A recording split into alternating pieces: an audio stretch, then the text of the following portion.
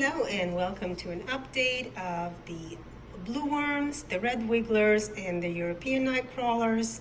I took the lid off of the bin where I housed the blue worms, and of course, what do I find? I find them climbing. So I just knocked them down. There weren't a lot, there were a few, but that's what they do. They climb. So they're going to get a feeding today, but first and foremost, fluffing of the bedding, and assessment of the bin.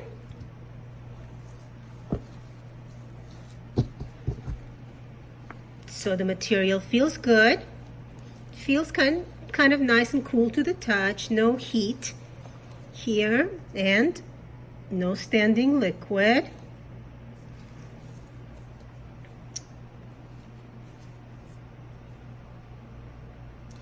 That does not look like a tail of a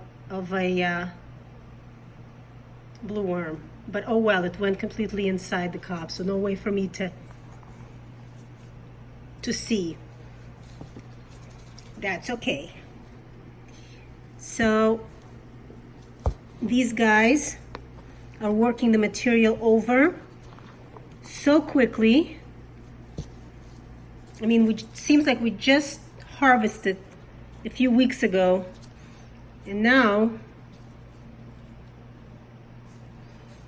this is what we fed. And oh, they got watermelon. They love watermelon, guys. So let's see what we're gonna get here. Haha. Oh yeah, solid worms, solid. Just a ball. Look at them go. Look at these guys go.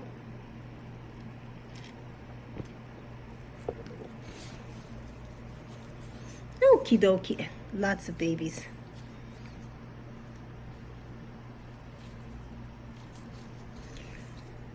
It's been a while since I've been able to spot cocoons in the blue worm bin, but I mean, there's so many babies. I'm not surprised that there are plenty of cocoons. So today, I decided I'm going to feed them like I fed my Europeans a couple of times. What I'm going to do is just lay down an egg carton bottom. The top I tore into little pieces, and this was left. I got lazy. Didn't want to do it anymore, so I just left the bottoms. I did cut out the tops because I want it to be even and completely covered underneath the castings. So I'm going to put some really stinky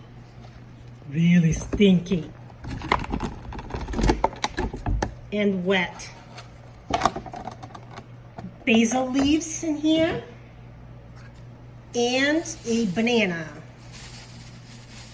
Also quite stinky and disgusting. It's going to take a little while for this to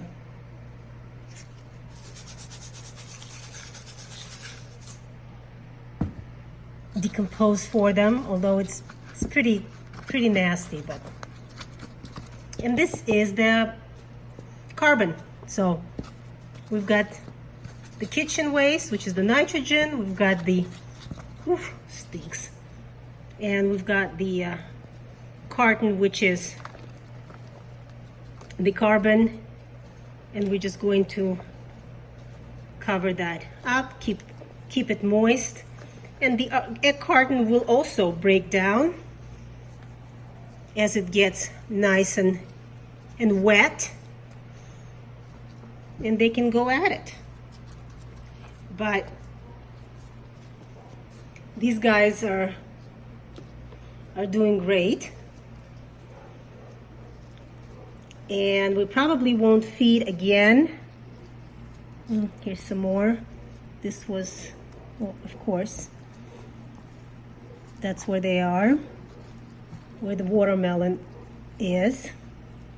It's another nice ball. Yeah, I'm sorry to bother you guys. You know, I can't help myself.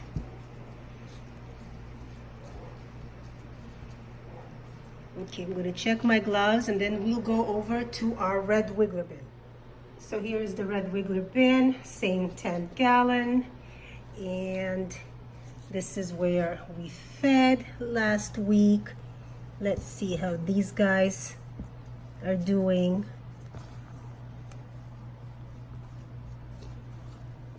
Very nice. Some of these worms got really nice size on them for wigglers. Material feels very flaky.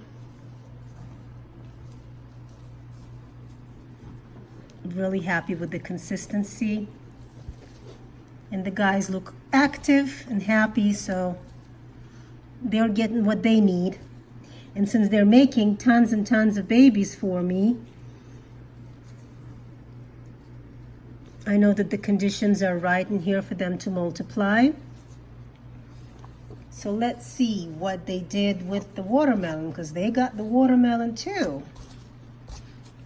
Okay, here it is.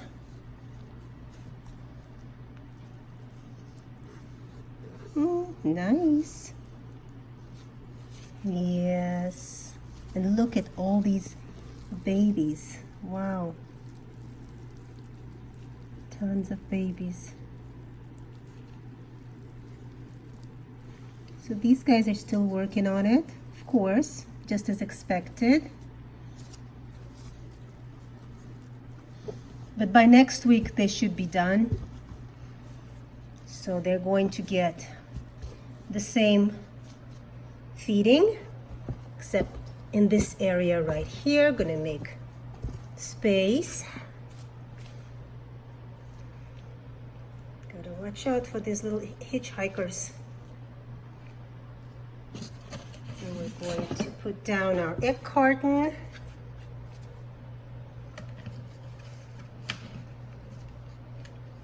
Hold our nose and pray.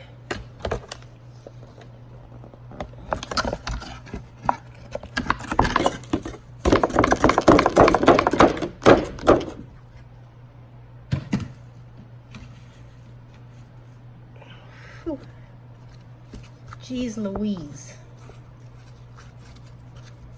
For all of you guys who think you can't feed your worms really moldy things, oh yeah, you can. They love it. They love it. And of course, they're gonna get a banana.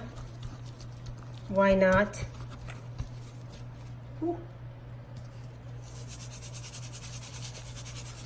Eggshell for grit, and cover it as quickly as possible.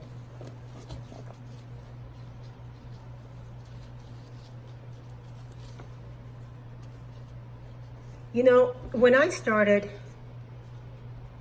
composting with worms, I learned a lot by watching people who composted successfully, who had bins that looked healthy, and the worms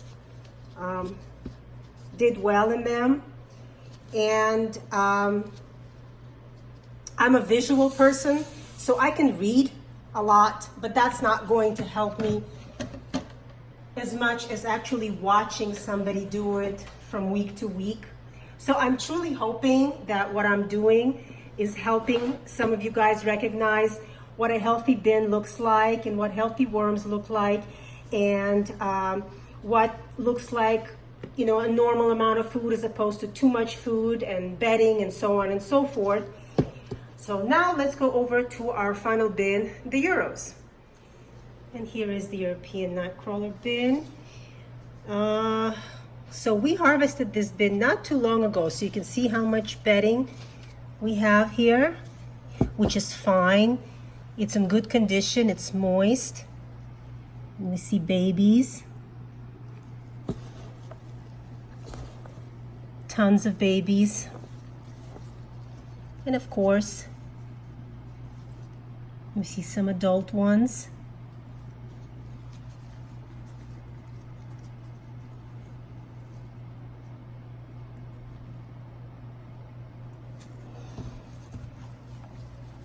So I'm going to do the same thing I did in the other two bins. Just turn the bedding over,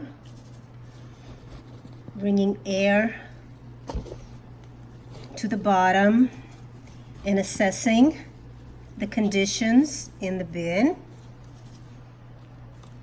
And this is where we fed. And let's see what these guys have done with their feeding. I can still see a little bit of the watermelon. Not as much as in the other two bins. How interesting though. Some skin.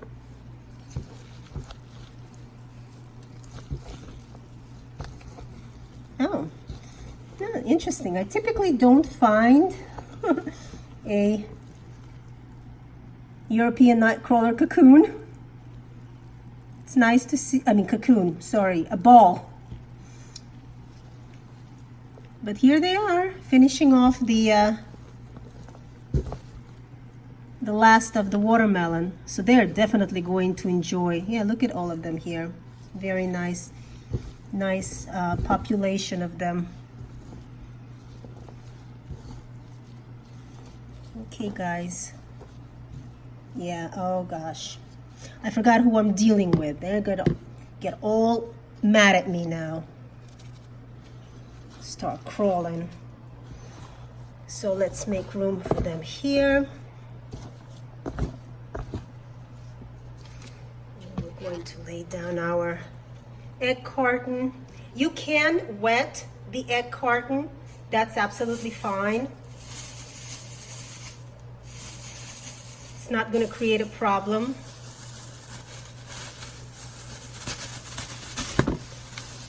These guys are going to get some bananas.